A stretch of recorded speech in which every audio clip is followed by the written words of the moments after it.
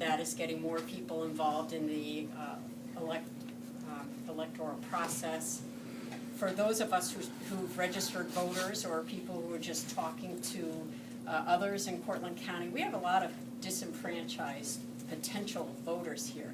People who don't even want to register, who just don't think that their vote matters, they don't think that they have an impact. So that's something that we'd like to see change.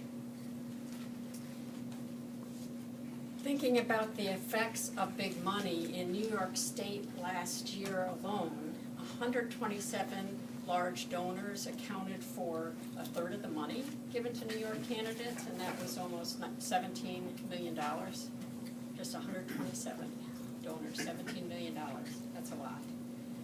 So we've got a long way to go to equalize the political power of those moneyed interests and everyday people in Cortland County. Doing that may also remove a financial barrier to people participating, running for elective office, and we've seen that. I'll talk more about that later. We've seen that elsewhere. So as I mentioned, there's one side to increase transparency, improve enforcement, lower the limits, and then there's the other side, which the term fair elections is used to indicate elections where individual smaller amount contributions are matched with public funds. Clean elections is also a term you may hear where it's 100% public funds. One of the good things now is that Governor Cuomo is committed to changing campaign financing. So this is an opportune time for others to get involved. Why we need to get involved is that legislators respond to voters. You know, if they don't hear from their voters that this matters, it's not likely to be high on their priority list. In addition, it is a time when the public may be more responsive because there's been so much in the news about the super PACs and the billionaires and the small number of people and some very high-profile names that have been involved in election financing.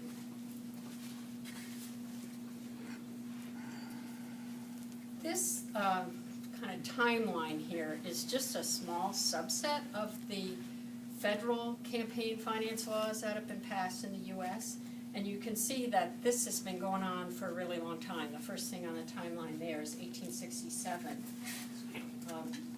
The ban on corporate contributions to campaigns dates back over a century. I didn't know that. That's a long time. So that was back in Teddy Roosevelt's day. One of the things that's well known that's not on this list is 2002, the McCain-Feingold Act, which was bipartisan campaign finance reform, which went a long way to restrict the influence of unions and corporations by banning what's called soft money contributions. That's something that many of us are aware. In 2010 in Citizens United, the Supreme Court reversed that decision. It's not the first time the Supreme Court has weighed in. The courts, there have been a number of cases over many years where the court has engaged on this issue, and a fundamental reason for that is that the Constitution, the First Amendment, protects our right to free speech and association. So the Supreme Court said a long time ago that the government has to have a good reason to restrict people and corporations from spending their money to back candidates of their choice. So there's some things that cannot be limited by state and federal laws.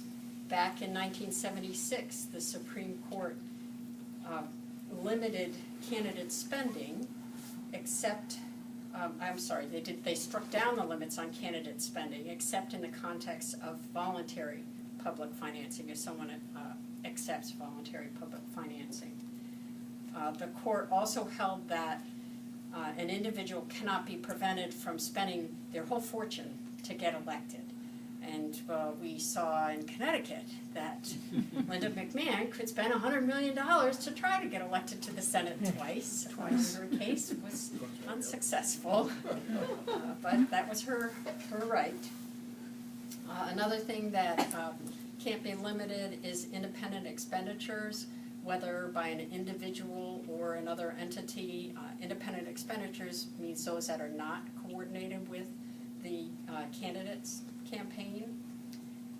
Related to that, contributions to entities that solely engage in independent expenditures cannot be limited. This is important because there's been a mushrooming of the number of organizations that are set up to do that. And spending to influence ballot proposals. We don't see that as often in New York as in, for instance, California.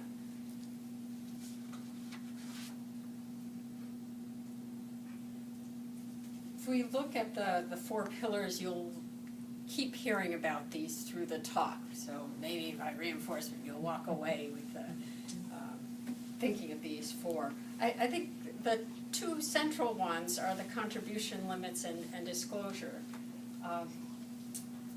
Contribution limits are, as I've said, have been upheld by the Supreme Court. They're critical to shifting this balance of power.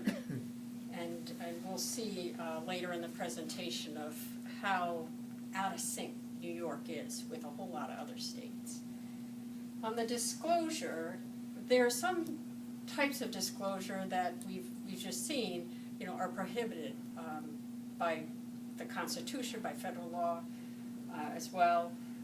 But even where disclosure is required, there are some pretty big loopholes. There are social welfare organizations, 501c4s, which do not need to disclose their contributors if political activity is not their primary purpose. So, what's a primary purpose? How is that measured? And we've seen some pretty lax enforcement on those things. If that's happening at the national level, it's clearly even worse at the New York State level. Also, if a nonprofit donates to a PAC or a super PAC, the donors to the nonprofit don't need to be disclosed. So there can be a tremendous amount of money funneling through nonprofits that are established in part to influence political campaigns and many other issues.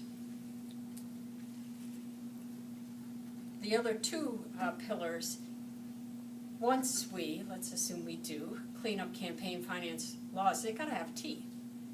If you're not enforcing them, if the penalties are so low that it's easier to pay a penalty, they're not going to make a difference.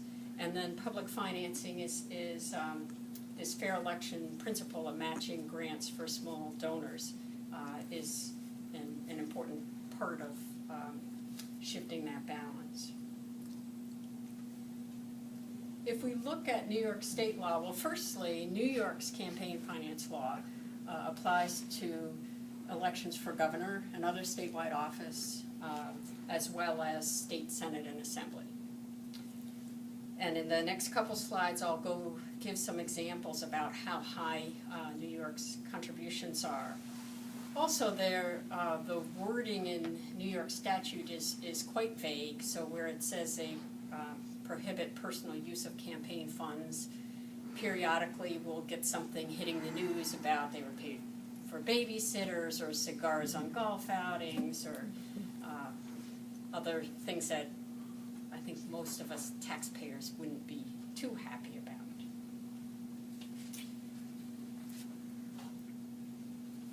Okay, so this is New York's limits on an individual's contributions. So New York, you can spend 12 times as much on getting a governor elected in New York as you can contribute to a presidential candidate.